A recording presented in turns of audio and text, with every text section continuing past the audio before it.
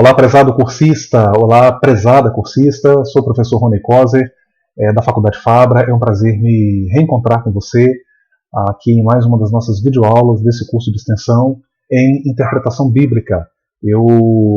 Agora vocês estão podendo me ver, né? Estou aparecendo aí no canto da tela aí para vocês. Eu posicionei aqui a webcam, né?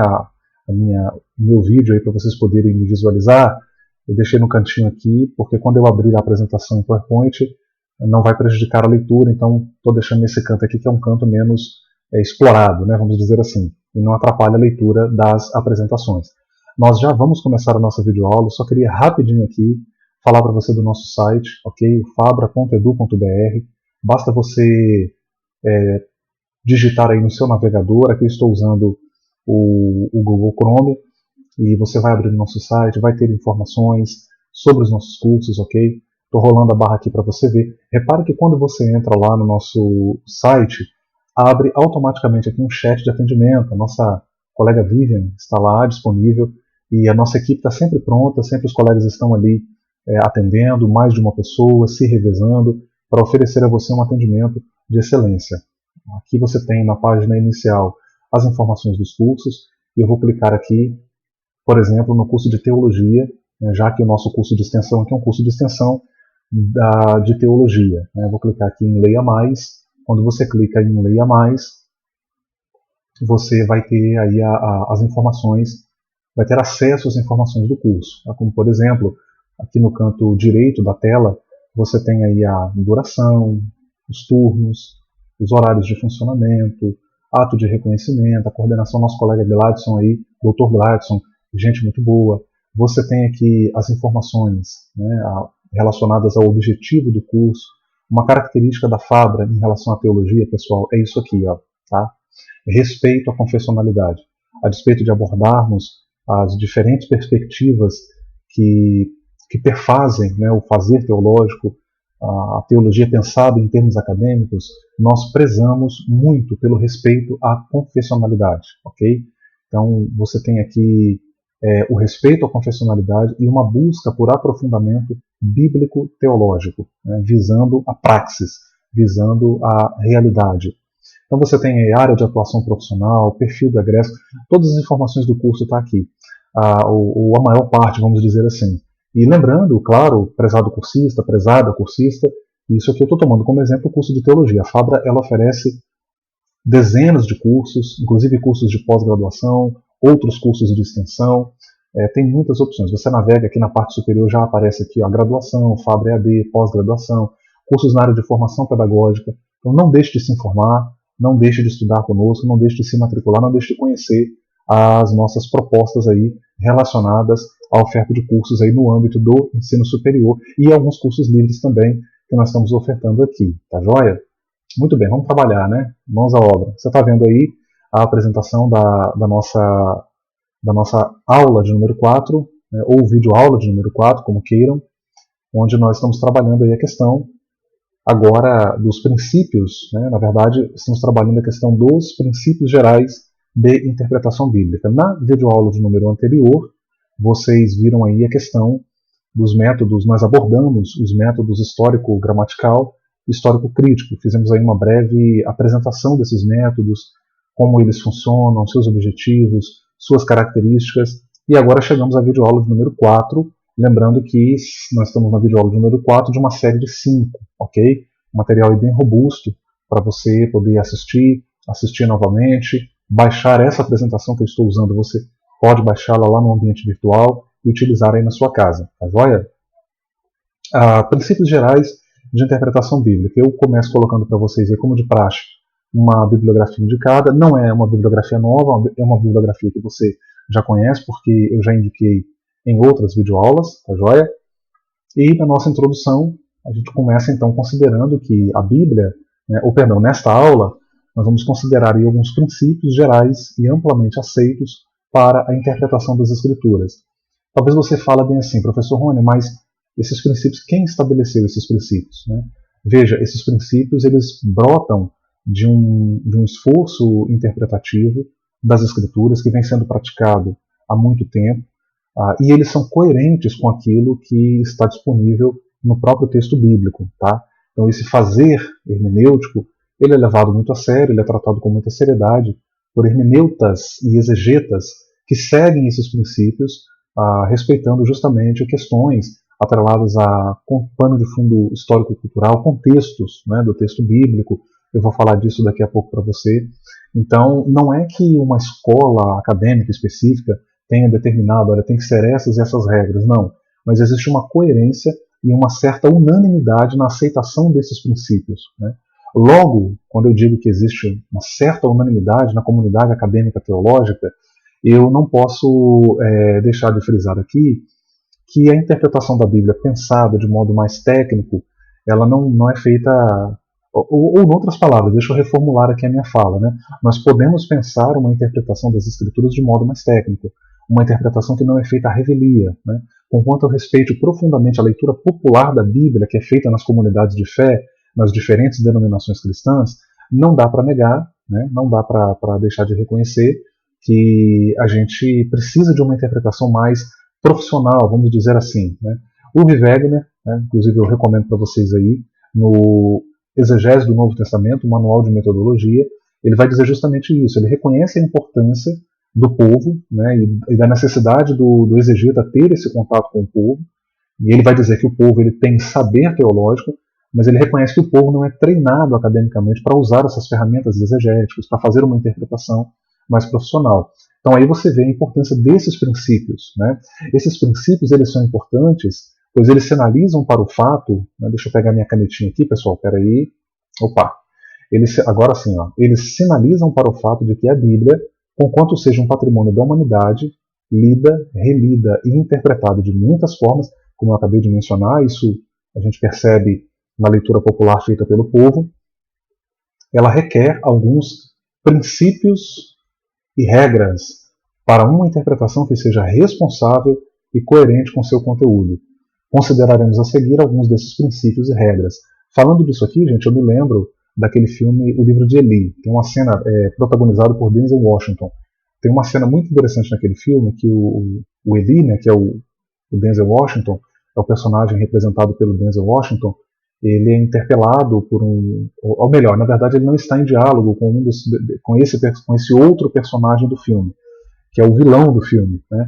E esse vilão lá, em um dado momento, ele manifesta o porquê ele está em busca do livro de Eli, que é uma Bíblia, né?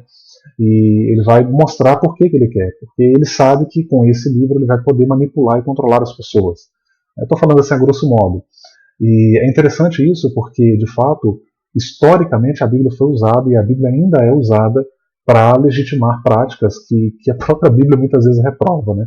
Então, isso é até engraçado. Então você vê muitas vezes, eu que convivo em igrejas evangélicas, por exemplo, eu ouço muitas vezes líderes de convenções, pastores dizerem assim, porque Deus me falou, porque na Bíblia está escrito, né? E na verdade ele está usando aquilo ali para legitimar muitas vezes decisões arbitrárias, decisões que são tomadas de modo autoritário, decisões que são tomadas sem que a comunidade de fé seja ao menos consultada, né? A gente ouve muito isso. Então, quando na verdade não é que Deus falou, não é porque está na Bíblia, porque ele quis tomar aquela decisão. A gente precisa ter senso crítico para isso e nessa hora perceber a importância de uma interpretação bíblica coerente, séria e responsável. A má interpretação do texto bíblico, pessoal, tem dado margem para práticas erradas também no contexto eclesial, né? Por exemplo, essa ideia de que o líder de uma comunidade de fé, né? Essa ideia é muito corrente ainda no meio evangélico, por exemplo. Estou fazendo um recorte aqui. É claro que este curso ele não se destina apenas a evangélicos, até porque a Bíblia não é um patrimônio exclusivamente dos evangélicos, mas é o meu contexto, eu posso falar com mais propriedade.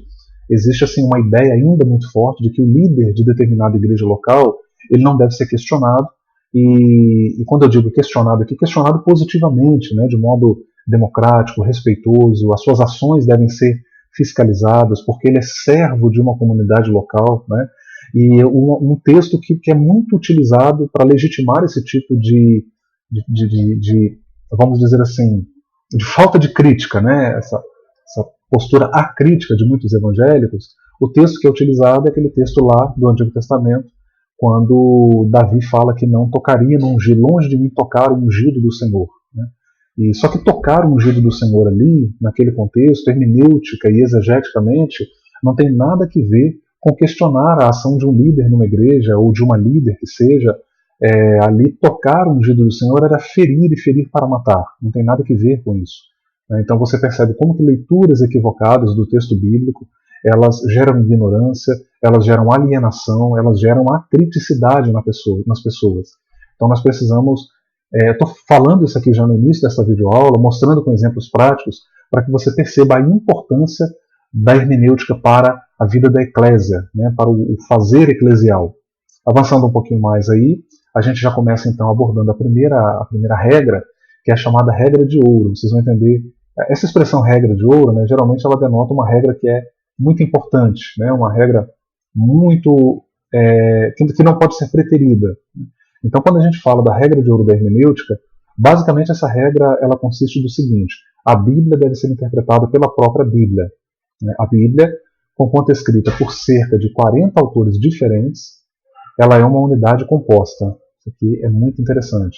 Seu conjunto é harmonioso. Seus 66 livros, no Antigo e no Novo Testamentos, são complementares. Então existe aquela ideia, é claro que os autores, os exegetas, né, que trabalham dentro do método histórico crítico, normalmente rejeitam esse pressuposto, né, de que você tem uma unidade textual.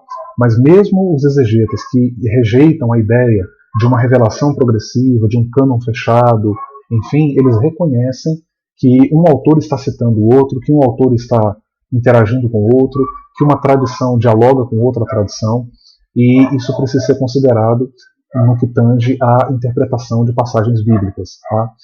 Essa regra é muito importante porque ela é uma regra da qual derivam outras. Né? Então você tem princípios que são colocados, regras hermenêuticas que são colocadas, que derivam justamente desta regra. Exemplo, Lois Berkhoff vai trabalhar isso no seu livro Princípios de Interpretação Bíblica. Não é um autor muito antigo, mas a obra dele é muito importante, nos ajuda, inclusive, a entender essas regras.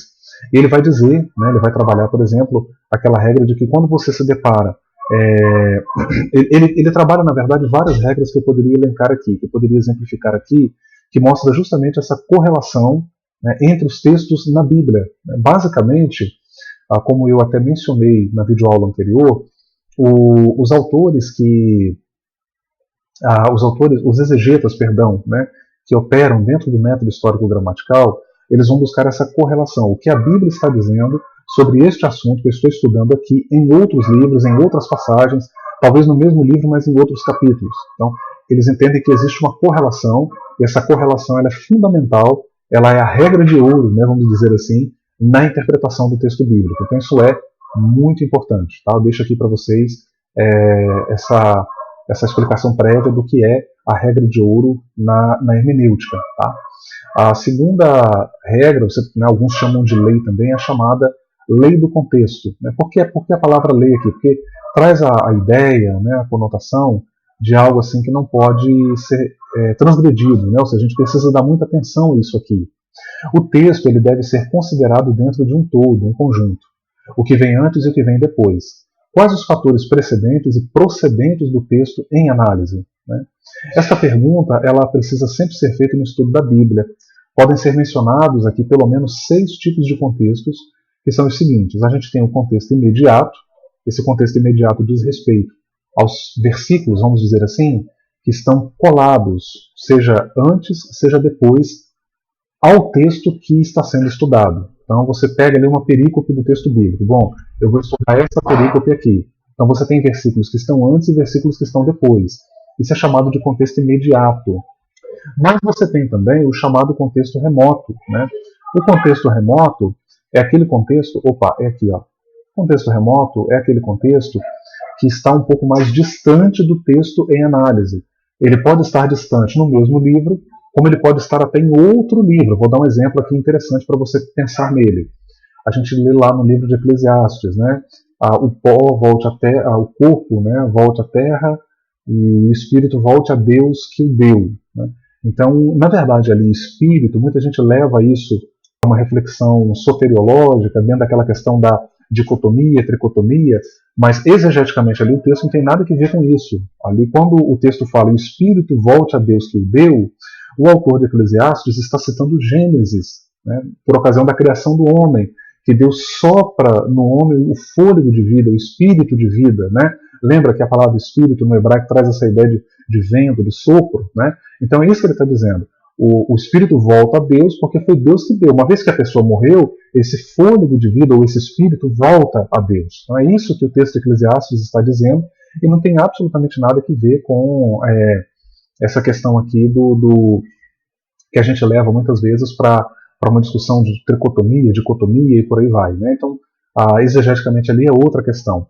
Você tem o contexto referencial, está muito atrelado à regra de ouro, né? Porque fala das referências, ou seja, você está estudando uma determinada passagem, mas quais são as outras referências que aludem àquele tema que você está estudando naquela dada passagem. Né?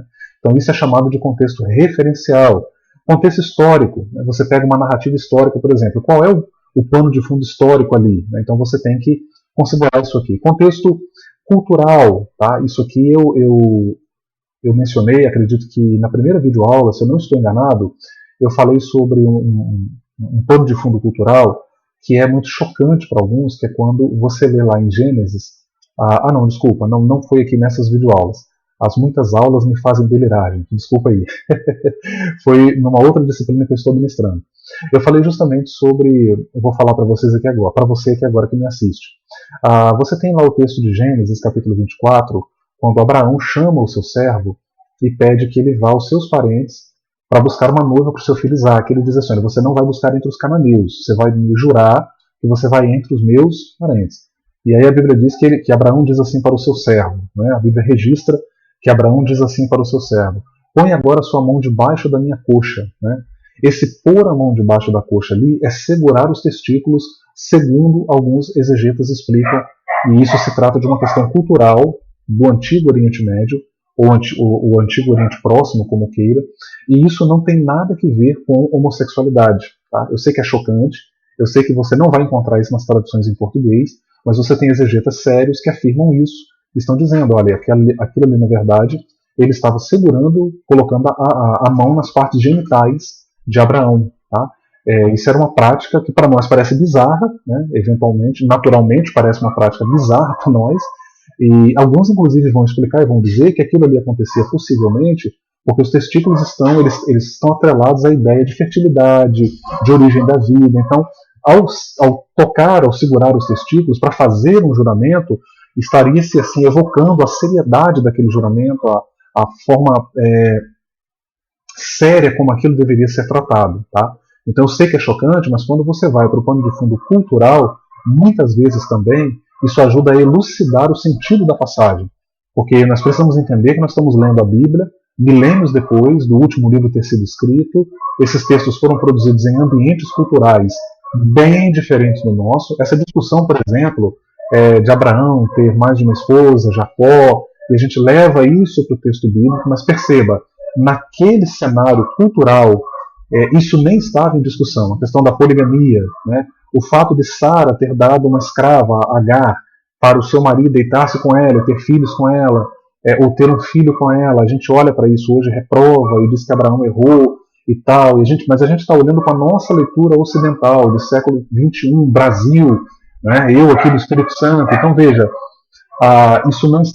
isso passou longe da cabeça deles ali naquele momento, naquele contexto, milênios lá atrás. Então aquilo era uma prática comum daquele tempo, tá? Inclusive, diga-se de passagem, até hoje isso é praticado ainda em alguns lugares.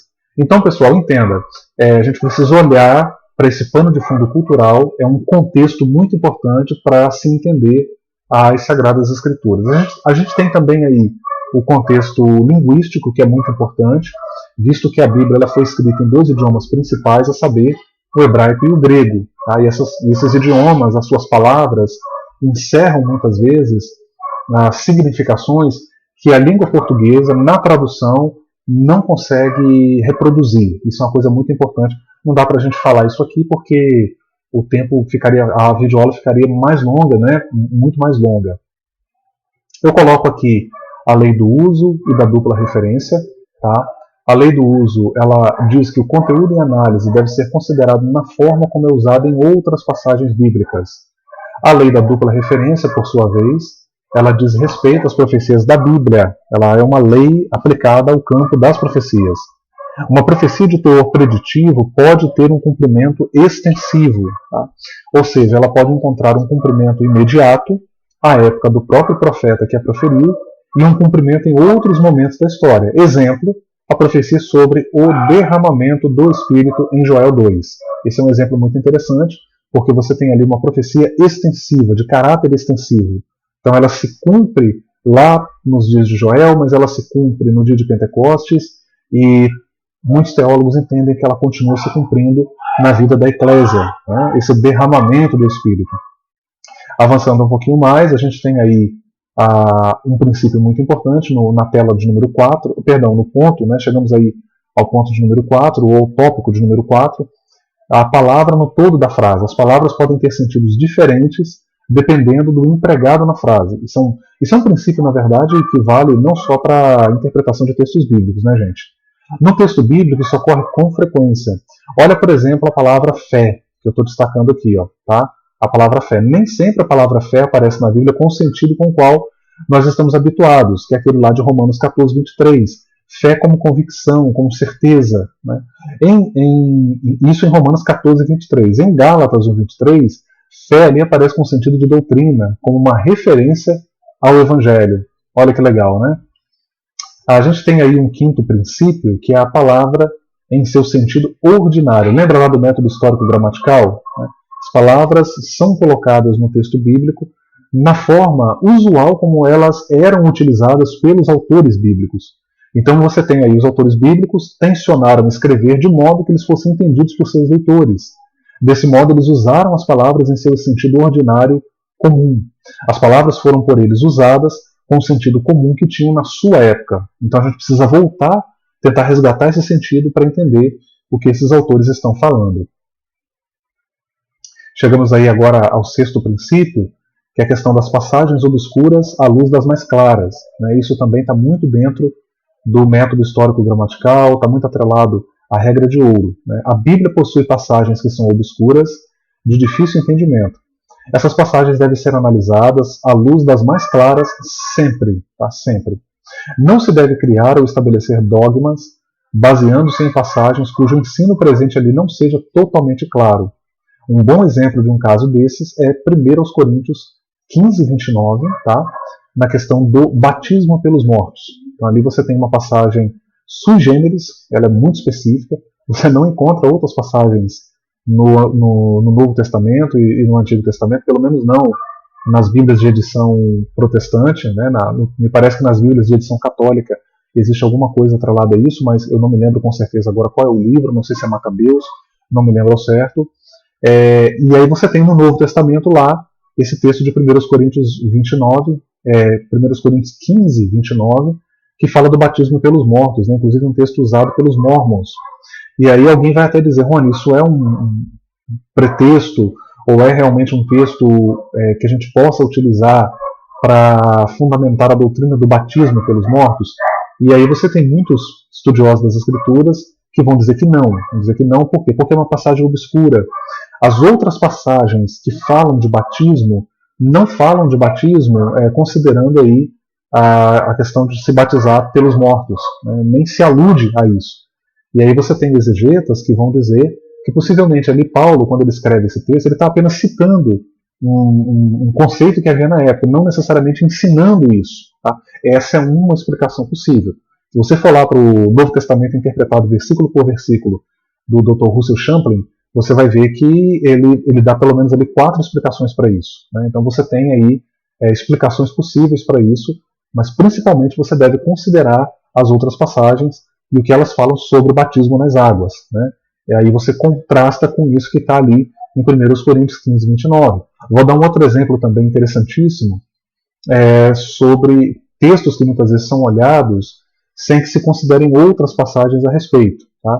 Ou ainda, eu posso dizer por extensão aqui, sem que se considere a falta de outras passagens, né, abordando aquele assunto. É o caso lá de 1 Coríntios 11, que fala do corte de cabelo na mulher. Né? Veja que denominações de tradição pentecostal, durante muitos anos, algumas ainda praticam isso, né, proibiam as suas mulheres de cortar os cabelos com base nesse texto, né, que na verdade é um texto que é analisado ali dentro, lembra do contexto histórico, cultural. Quando você analisa isso dentro de um contexto histórico, cultural, você percebe que nada tem que ver, que, né, inclusive alguns autores vão dizer, eles vão refletir justamente sobre até que ponto determinados pressupostos, determinadas afirmações, determinados textos nas epístolas são aplicáveis à igreja hoje. Né? Então você tem ali um exemplo de um texto que foi usado para legitimar uma questão de usos e costumes que infelizmente deu lugar à exclusão, deu lugar a preconceito. Né? Você imagina, por exemplo, uma mulher que o cabelo não é liso, que o cabelo é difícil de ser mantido grande, e ela precisa optar por manter o cabelo mais baixo. São situações que existem na realidade da igreja, e aí tem que conviver com esse preconceito, porque tem que estar regularmente cortando o cabelo, além do fato de que o cabelo da mulher, de per si, precisa ser cortado por uma questão de cuidado. Eu conheci uma colega, né, no contexto de igreja, que o cabelo dela arrastava no chão, e chegou a um ponto do médico, né, condenar aquilo e dizer, olha, você vai ter que cortar, porque já está prejudicando a sua coluna. Então veja, leituras dogmáticas a partir de textos que são interpretados fora do seu contexto histórico, do seu contexto cultural, e aquilo é colocado como dogma para a igreja. Isso é um problema seríssimo, gente. A gente precisa olhar para as escrituras de modo mais sério e respeitando princípios de interpretação. Aí ainda um ponto muito importante, é preciso considerar o objetivo da passagem ou do livro em estudo. Se na lei do contexto deve ser observado o antes e o depois da passagem em estudo, aqui deve-se considerar o livro todo, ou a passagem toda, em relação a outras que lhe antecedem ou sucedem em seu objetivo. Né? Então, os livros da Bíblia não são escritos por acaso, os textos bíblicos não são escritos por acaso. Eles têm aí objetivos, eles têm finalidades. É preciso analisar as passagens paralelas. As passagens paralelas são aquelas que fazem menção uma da outra. E não apenas passagens, mas até mesmo palavras paralelas num dado texto bíblico, que certamente encontrará reflexo em outro texto. Então, eu coloco para vocês aí alguns exemplos. Gálatas 6,17, 2 Coríntios 4,10 e ainda 2 Coríntios 11, 23 a 25. Pessoal, não estou me detendo muito em cada tela, porque senão a gente ficaria aqui pelo menos 2 horas. Né? O nono princípio, e detalhe, os princípios que eu estou colocando aqui também não são todos. Se você tomar obras aí como a do Berkoff, você tem também a obra lá do Donald Carson, Falácias da Exegese, você vai encontrar vários princípios. Né? É preciso considerar o paralelo de ideias. Qual a ideia, narrativa ou ensino presente naquele dado texto? Como exemplo, pode ser citado o texto de 1 Pedro 4,8, que faz menção ao amor que cobre uma multidão de pecados. Em que sentido isto ocorre? Né? Comparando-se com outras passagens, onde a mesma ideia é recorrente, ou recorre, entendemos que se trata do amor que perdoa, que lança no mar do esquecimento as faltas cometidas pelo irmão. Né? Então, esse amor que cobre uma multidão de pecados é isso aí, porque você perdoa, você perdoa a pessoa, naturalmente, não leva em conta mais os pecados, as transgressões dessa pessoa que falhou em relação a você. Depois aí uma 10ª regra que a gente coloca ainda, é preciso considerar o paralelo de palavras. Se na 9ª é preciso considerar o paralelo de ideias, na 10ª a gente considera o paralelo de palavras. Acontece às vezes de nem o conjunto da frase nem o contexto serem suficientes para delinear o significado de determinada palavra. Nesta hora é preciso recorrer a outras passagens, tá? Onde aquela determinada palavra acontece. Por exemplo, as marcas de Jesus. Isso aqui é curioso. Lá em Gálatas 6,17. Quando você compara com 2 Coríntios 4,10 e 11, 23 a 25, existe aí uma base dentro do pensamento paulino, ou dentro do corpus paulino, de que essas marcas indicavam, na verdade, as perseguições que ele sofrera por amor a Cristo. Né? Avançando ainda para a 11ª regra, né? É preciso considerar... Chegamos então aí esses slides anteriores aqui eram comentários a respeito ainda da 10ª regra. Chegamos então aí na nossa conclusão, onde eu vou dizer o seguinte, né? Infelizmente, vivemos um tempo desafiador para o protestantismo brasileiro. Fica aí como uma palavra de alerta para você que me assiste, que está acompanhando essa videoaula, que está fazendo esse curso. Né? Existe um notável empobrecimento da prédica cristã. A Bíblia vem sendo aberta mais para legitimar dogmas e práticas eclesiais do que para ser explicada ao povo. Princípios e regras como os que foram aqui colocados são essenciais para que se possa construir uma interpretação e explicação das Escrituras que seja séria, coerente e aplicável a nós.